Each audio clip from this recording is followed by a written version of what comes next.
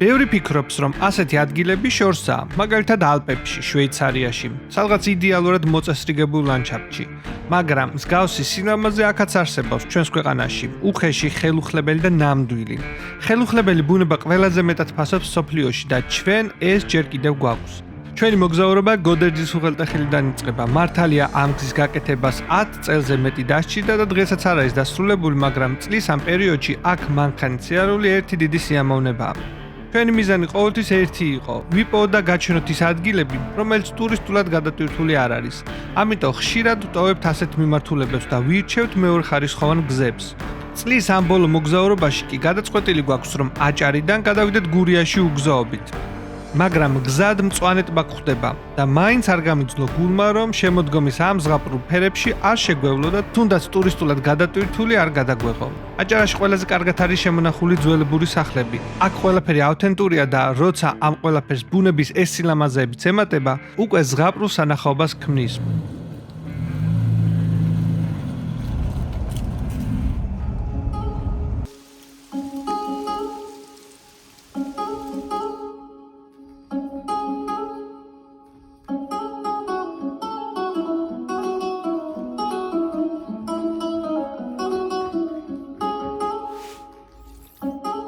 ჩვენ წლის ამ პერიოდში შარშანაც ვიმოგზაურეთ, სადაც იყო აჭარული კულინარია და მთელი ეს დიდი ამბები.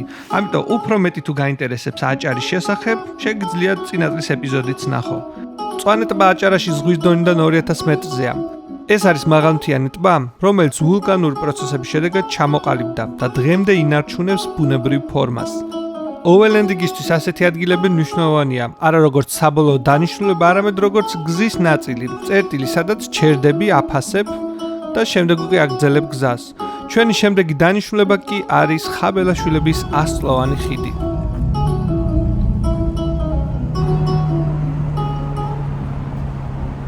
ხაბელაშვილების ყველაზე ლამაზ ხიდს ეძებ? კი, ნამყოფი ვარ მე, ვიცი.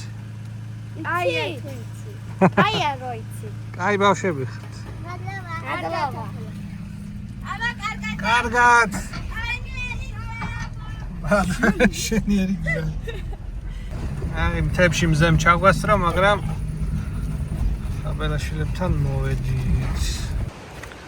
გაურამენტებიათ, მე ძალიან ადრე ვარ ნამყოფი და აქ არ იყო ნორმალური ბილიკი და ეხა კარგი ჩამოსასვლელი არის და შეგიძლიათ კარგად ესტუმროთ. ეს არის ძალიან ძველი 1000-წლოვანი ხიდი.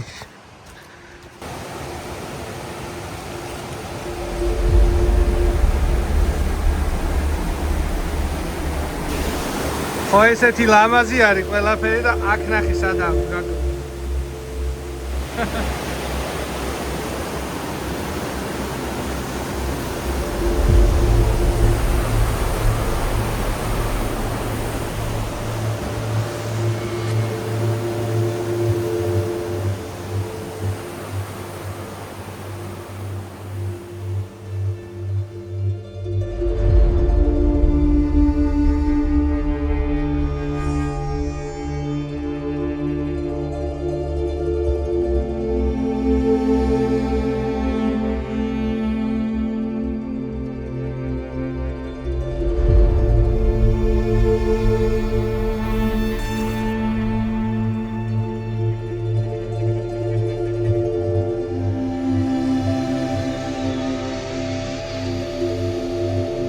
მალე დავიწყებთ უღელტეხილის გომისთისკენ, მაქედან უკვე ოფროუდი უნდა დაიწყოს და მინდა რომ ახლოში სადმე დავჩეთ. ესაც გომისთის გადასახვევი. ეს არის ხო? კი. თუ არ მინდა ვარც უნდა გავიაროთ ეგ არის. კურორტი გომისთო. სახელი გეუბნები მინდორიო, ჯვარი და მინდორი. არა ხარიანი იქნება. არა, აქ არ ამგონია ეხა ჩვენ ბანაკის ადგილი ვიპოვოთ. სორი. სულ თაგორიანზე ვართ და ყველა ვარიანტში მაღლაა. მოდი. იპოვე. კარგად მაღალზე ამოვედი.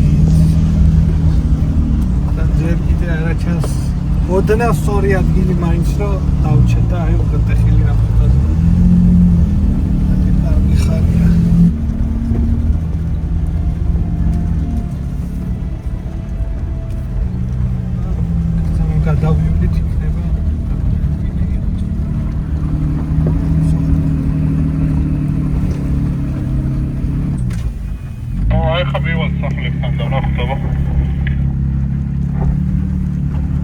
თორე ამოვედი ზეცაში.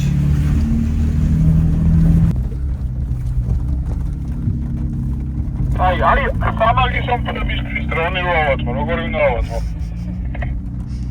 მე მინდა ეს მთები გადავიღო და ღამე, გამატარე ეს გზა სადმე დავჭით.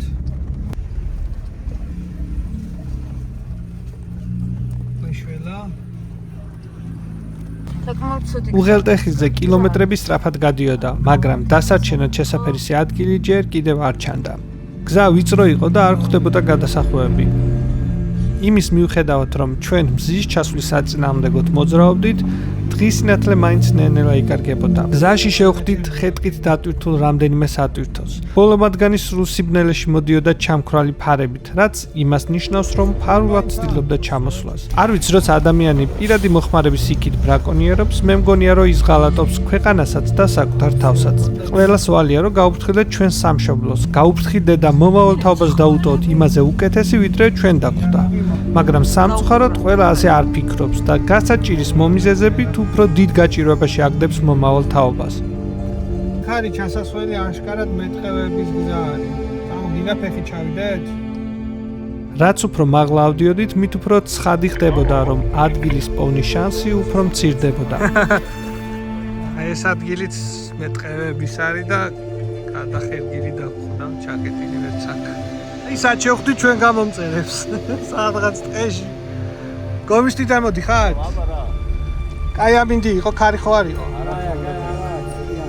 აი ქვემოდან მოყოლებული ვეძებ დასაჩენს და ერთი შესატეხი ტყეში ვერ ვნახეთ ვერსა. არის აქეთ ზემოთ არის ძალიან აი ადგილი. ვიცი კი მან კი ვარ ნახო. აბა წარმატებები. კარგად. აი დასვენები. ასევე ამასობაში კი დაღამდა. ჩვენი მცდელობები უშედეგო იყო, მაგრამ უკან დაბრუნებაც აზრს კარგავდა. აშა ფაქტია დიდი და აბა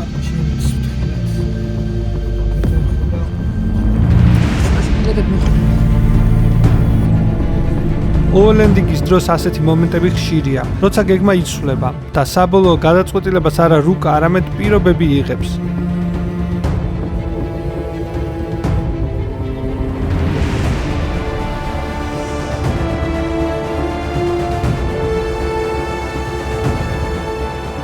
მთელი უღელტეხილი ამოვიარეთ და საბოლოოდ დავჭით ჯვარი მინდორის ბანაკში.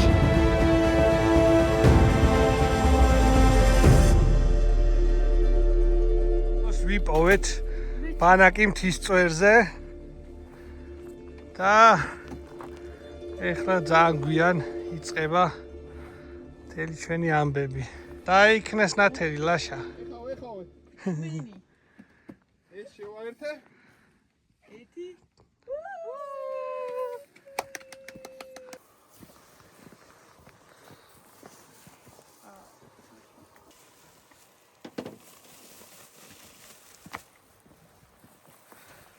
მოვიდა ჭამის დრო, ყველაზე ბედნიერი მომენტი. ღირდა მთელი ტყის ყოლება.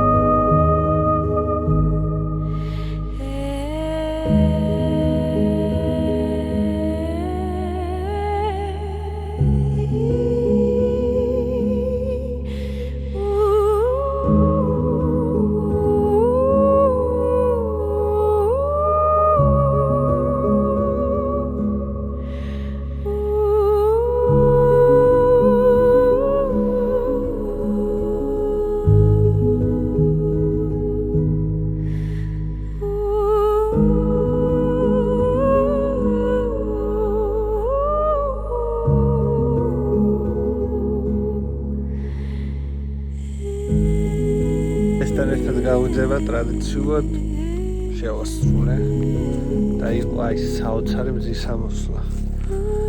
ეხლა შევალ დავიძინო, მაგრამ ყოველ მზის ამოსვლისას ვდგები და დღეს ხელი შეგვიწყო აქ. სოჩოს აქეთ იციან და რატო იციან არ ვიცი, მზე ამოსული კი არა, საერთოდ ნათელი არისო. გომისთვისკენ მანქანები რომ მიდიოდნენ, რა სიგნალებენ და არ ვიცი, ვინმე ესეთი თუ მიყურებს, ნუ აკეთებს ხალხს სიცხვილია. ანუ მე კი ისედაც ვიღვიძებ და ისედაც ვდგები, მაგრამ ადამიანები ამოდიან დასასვენებლად და მზეც კი, შუქიც კი არ არის, ანუ განათება არ არის და არ ვიცი რატოა სიგნალებს ვერ ხვდები, მაგრამ კარგი არ არის, იმიტომ რომ რაღაცა 2-3 საათი მეძინა სულ და ისაც რომ ვიღაცა სიგნალით გავიძებს, მარ არის კაი ამბავი. ეს ალბათ რაღაცა ისეთ მისალმების ამბავია, მაგრამ ესალმებიან, როცა მზე მაინც ამოვა და მზე სანამ ამოვა, ნუ მიესალმები რომ უყურებ, რომ ადამიანს ზინავს. უნებას გაზაფხული გონია.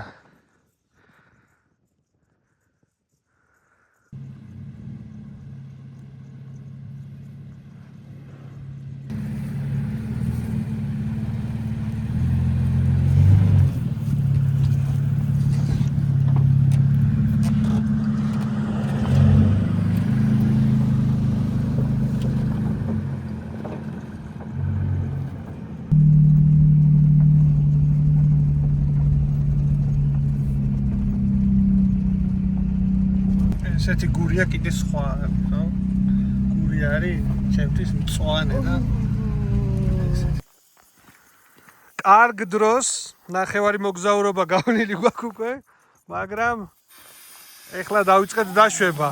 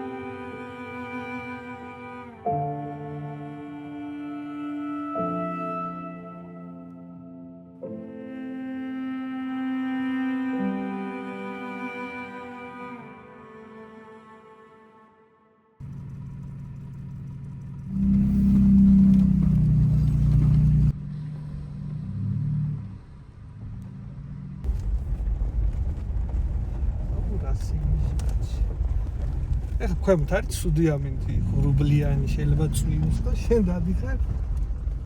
ისლანდიაში ისე სწრაფად წავედით, რომ არ გქონდა იმის დრო გვენახებინა რა ჩამოვიტანეთ ჩინეთიდან. და თან ამ მოგზაურობაში ლაშას აქვს ამის უფრო ისეთი რა სისტემატიზირებული კონკურენტი. ეს არ არის ტექნიკის განხილვა, მოკლე რაღაცა აღწერა ვნახოთ ვის რა გვაქვს. ხო, მოკლედ ეს არის ეკოფლოუ სადგური და ეს არის ჩინეთში. ჩემს მიერ შეკვეთით რომელიც გაბერილია? არა, გაბერილი არა, ეს დაცვა არის შიგნით. ჩინეთში ჩემი სურვილით, ჩემი სპეც შეკვეთით დამზადებული ძალიან დიდი მოცულობის ბატარეა. რეალურად ზომა არის ორჯერ უფრო დიდი და 300 ამპერი არის 40-ის წინააღმდეგ. მაგრამ სამაგეროთ ამას აქვს 220 აქვე. USB პორტები, Type-C-ც, შტეპსელებიც, შტეპსელი ქართულად როგორ არის? დენსკვიტა, ხო. დენსკვიტები და მე სამისოდ მაქვს მანქანაში. რომელიც შენ არ გინახავს. ამისი პლუსი ის არის, რომ ალბათ მოკიდებ ხეს და მიგაგდა დაგაგდა ყველაფერს აკეთებ. პლუსი ის არის, რომ მივედი, ვიყიდე. გარანტია მაქვს 2 წელი, როგორც ვიცი. და აპლიკაციით მარტივად. ყოფნის? აი ალბათ შენსავით 2 დღიანი, 3 დღიანი არ არსებობს. ამის პლუსი ნახე რა არის, მზის პანელში აერთებ. ამასაც აერთებ რა პრობლემა. ხო, ნუ ამას ცალკე ხო, ანუ მე ხა მოხმარება მაქვს, ლედები მიყენია, მაციوارი მაქვს, ამის 3 პომპა მაქვს, ბატარეების ტენვა მუდმივად მიწევს და ანუ ამის გარდა ვინც არ იცის, ჩვენ გვიყენია 2 Optima 75 ამპერიანი აკუმულატორით. ერთი მუშაობს ძრავზე, რო სუდა ქოქოს, ერთი მუშაობს აპარატურაზე და ერთი მუშაობს აი ეს არის უკანა ნაწილი. უიცი რამდენ ვატიანი კონვერტერი უყენია შიგნით. ეგრე არ ვიცი, მაგრამ 800 ვატია, გრუბად 760 და თო რაღაცა. მაქსიმუმი აუთპუტი აქვს, ანუ გაწყლის გამასხელებელს, რომელიც რაღაც 1600 ვატიანებია, მაგებს რთავს. როგორც ვიცი, ბუსტი 1600 ვატიანი? ხო, ანუ ბუსტის რეჟიმი აქვს. საკმაოდ ბევრია. ხო, აი გაწყლის გამასხელებელი რა უთო. აი მე წამოდი მე განახებ 2000 ვატიანი რამხელა. კამერამენი ისე აჩვენი აქ ყველაფერი რა, რომ ვითომ დალაგებული გვაქვს. აი ეს არის გერმანიიდან ჩამოვიტანეთ 2000 ვატიანი არის. აქვს 2 შტეფცელი დენს ქვითა, აქვს USB. ანუ ყველაფერი აქვს, ოღონდ ვიზუალით არის რამხელა, ანუ თითქმის შენი ნახევარი არის ზომით. მაგრამ არის 2000 ვატი. უბრალოდ გარდამქმნელი, ხო? გარდაქმნის ხო. მე იმისთვის მაქვს, რომ აი თქვა ტყეში დამჭირდა განათება. ხო, მაგრამ მაგას რეალურად ხო ჩვეულებრივ აკუმულატორზე შეაერთებ. კი. კი. River 2 Pro, კი ბატონო. და ბევრად უფრო გაიაფებულია ეს ვერსიაც, ბევრად უფრო ისინიც გაიაფებულია. მე მოკლედ floats მქონდა, რა თქმა უნდა, განხილვის თემაში რა. ამის საპირწონე ღირდა იმაზე ბევრად ძვირი ვიდრე ეს დამიშთა. ხო, აი ესე თუ კაბელებით იწვალებ, ბევრად იაფი დაგიშდება ეს. ეს დაჯდა სადღაც $300-მდე. და ამის საპირწონე სიმძლავრით რაც იყო, ის ძანძური ღირდა. ხო, კი. სადღაც შეიძლება 1000-ზე ზემოთ იყო. და მაგ მხრივ თორე ამაში როგორც მახსოვს, ფასი ვთქვათ, მივეცი 1700-600. ხო, და არის 40 ამპერიანი და 300 ამპერის საპირწონე დრო ნახო, ის ძალიან ძვირი ღირდა. რიგ ამპერები არ ვიცი, მე მაგრამ ერთი დღე მუშაობს ყველაფერი. მაგრამ მუღამი ის არის ამის, რომ მე მგონია, რომ უფრო ისეთია რა, უფრო თამამად შეიძლება იყოს. აი მარტივად სახში შუქი რო ჩაქრება, მარტივად რაღაცას ჩართავ. ამას უნდა ცალკე ელექტრიკი გამოიძახო, გადააერთო რაღაცები. მე მაქვს XT60 და XT90-ის თავებზე ყველაფერი გაკეთებული რა. ანუ ეს შენ გაქრეულოთ მანქანაზე მორგებული და ეს არის ცოტა უნივერსალური. სახში გაშვება. სახში მთლად ეგრე ვერ იქნება, მაგრამ უშუქობას გადაიტან ერთი ღამე რა. კაცები რო ნახე უსაფრთხოებაზე ძალიან დავფიქრდი რა. და მაგიტო მოდიოდი EcoFlow-სკენ რო უფრო რაღაცა ბრენდი, უფრო რაღაცა კომპანია, რაღაცა სიმშვიდე ის ამბები და მე აღმოჩნდა რომ აქ შეგიძლია BMS-ი დააყენო 150 ამპერიანი აპლიკაციით ამოწმებ ყველაფერს. ნახეთ ჩვენ როგორი აპლიკაცია გვაქვს. მოდი ჩახედე აქაც თუ გამოჩნდება. დავატოლოთ? არა, თქვენ ახლა რა თქმა უნდა კარგი გექნებათ, მაგრამ ჩვენი აპლიკაცია, ოღონდ ეს არის BMS-ი, რომელიც თიშავს ტენის, ანუ სიჭკვიანი რაც არის. აი ეს არის ჩვენი აპლიკაცია. აქა ჩვენებს, აი 2 დღეა რაც მოვიხმარეთ, ეგ არის 93%-ზე ჩამოსული. ცალკე ვოლტას აჩვენებს, ტემპერატურას აჩვენებს, ყველაფერს აჩვენებს აპლიკაციაში. კიდე ერთი ტესტი უნდა გავაკეთოთ, ლაშა ისეთია რა, მომყოლია ყველაფერზე. მომყოლია თვითონ შემოთავაზა. რატო უშვებთ საბურავებს? ბევრი ადამიანი კითხულობს ხოლმე და ეხლა ცოცხალ მაგალითს გაჩვენებთ. როგორ გადადის მანქანა დაბერილ საბურავით ქვაზე და როგორ გადადის ძალიან დაშვებულზე, არც ისე დაშვებულზე და სულ დაბერილზე. აი, გარემოში ვართ. მზის ჩასვლას ვეროდებით, რომ რაღაცა საოცრებები დაიწყოს. არის 2 ნახევარზე, პირველი 2 ნახევარი ვცადოთ, მერე 1 ნახევარი და მერე 0.5. არის ხმა? ელი მისლია, ჩემი კარი. ეგ ენის ყივილი არ არის. აბა, გამოცდილება, ხო? 1 და 5. 1 და 5. აუ, საჭეშის რა რბილად გადავიდა შეხვარის. 1. ეხა არის 1 და მერე 0.5. ეხა უკვე დაიწყო. აი ეს არის უკვე 0.5. ცოტა მარცხნივ და ნელად. ანუ საერთოდ აღარ იტყობს რა. ანუ რეალურად ეხა რულში ვაფშე ვერ გზნობ, რომ იქ გადადიხარ რა რაღაცაზე. ხო, ოღონდ უნდა გაითვალისწინოთ, რომ 0.5-ზე უნდა დაუშვათ ხოლმე საბურავი და დისკი, რომელიც არის ნამდვილი ბედლოქი. ანუ აი ეს ბოლტები ბევრს აქვს, მაგრამ ნამდვილი არ არის, ანუ სილამაზისთვის აქვს. რეალურად ეხა ჩვენ რო დაუშვით, იქ ალბათ მაგ კადრებს ჩასვა გააქვს, ხო? მაგის მერე აი რულში ვეღარ გზნობ პატარა დარტყმები რო აქვს, ხო, ესე კენჭებზე რომ მიდიხარ. სალონი მშვიდად არის. ხადავოი მადლობას ესე იძახის რომ მადლობა რომ მიდიხარ გესმის რა რომ ძალიან კაია დაშვებული საბურავი. აუგზაობაში აი ანუ არ შეიძლება რომ დააფუშული საბურავით იარო ტრასაზე, იმიტომ რომ ბევრს წვავს და ცვეთაც მაღალი სიჩქარე არ შეიძლება, ხო, რა თქმა უნდა. შანსი არის რომ ძალიან თუ სიჩქარით რაღაცას მიარტყავს, თავი ჰაერი გამოვიდეს დისკიდან და ეგრევე დაიშვას. სხვა ყველა შემთხვევაში დისკის დაღუნის შანსიც მეტი გაქვს ჩემი აზრით. კი. სხვა ყველა შემთხვევაში რეკომენდირებული არის რომ უგზობაზე საბურავი დაუშვათ. მე პირადად უშვებ ხოლმე 1 და 8, 1 და 7 საკმარისი არის ხოლმე, რომ შედარებით რბილად ვიარო. 1 და 0-ზე არასდროს არ დამიშვია და ხო, მე 1 და 0-ზე დავდივარ და ქალაქში 2 და 1, 2 და 2 ეგრე უწერი ამას, როგორც ვიცი რა. კარგი. იმედია გამოგადგებათ ეს ჩვენი რეკომენდაციები. ეხლა კი აქ უნდა იყოს ღრუბლები და მთელი ამბები, მაგრამ წვადი. წავედით. ეხლა უნდა ავფრინდე დრონით და ვნახოთ სად არის სუფთაცა. სამწუხაროდ ამ საღამოს ამინდმა არ მოგცა ის, რასაც ველოდით. ნისლი არ გაიფანტა და მზის ჩასვლა მიწიდან ვერ დავინახეთ. კადრის გადაღება დრონით ვცადეთ, გავიარეთ ღრუბლის ფენა და იქ აღმოჩნდით, სადაც ხედი სრულიად სხვა რეალობაში გადადის. სამწუხაროა, რომ ეს სანახაობა ყველამ საკუთარი თვალით ვერ ნახა, მაგრამ ამ ყველაფერს მომავალ სეზონში კიდევ ერთხელ ვცდით. აქ სრულდება ჩვენი 2025 წლის ბოლო ეპიზოდი. წელი, რომელიც ნამდვილად სავსე იყო თავგადასავლებით. ჩრდილოეთ ნორვეგია იყო ჩვენი პირველი დიდი მიმართულება. ნახეთ ჩრდილოეთის ციალი, შევეხეთ ვიკინგურ ტრადიციებს, ვიმოგზაურეთ ძაღლების მარხილით, რომელიც სხვათა შორის ჩვენივე ხელებით გავამზადეთ და შევკაზმეთ. ნორვეგია იყო ნამდვილად შთამბეჭდავი წლის დასაწყისი. სამშობლოში დაბრუნებულებს სიცივე აღარ გვაშინებდა და დავჭით ლიკანში -12 გრადუსში. ეს იყო ჩვენი და ჩვენი ოველენდი გახჭულობის გამოცდა, რომელიც წარმატებით ჩავაბარეთ. ჩვენს მოგზაურობებში დიდ ნაწილს იკავებს ჩვენი სამშობლო. ჩვენი მისია რომ ტრადიციული საქართველო აღმოვაჩინოთ და ვიპოვოთ ის დაკარგული ნამდვილი ტრადიციები, რაც ახლა მაგალითად ცოტა სახეშეცვლილია და დამახინჯებულია.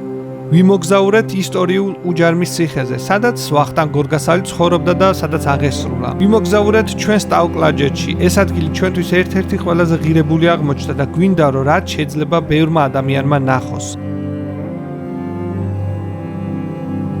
ვიმოგზაურეთ ფიტარეთში, ხულუთის ციხეზე, რომელიც ნამდვილად შთამბეჭდავია, უფლის ციხე, დიდგორი და ძლევაის საკვირველი. ეს ადგილები მხოლოდ ლოკაციები არ არის, ეს არის დროის კვალი, რომელმაც აქამდე მოგვიყვანა. ვიმოგზავრეთ ოველენდიგით ისეთ ადგილებში, სადაც ტურისტული მარშრუტები იშვიათად გადის და ვეცადეთ, რომ ეს გზები თქვენთვისაც გაგვეზიარებინა. 2025 წელს დავგეგმეთ მერაბის მოგზაურობა საქართველოში. სადაც სტუმრებისთვის გვეჩვენებინა ის ქართული საგანძური, რომელიც სამწუხაროდ ბევრ ქართველსაც კი არ აქვს ნანახი.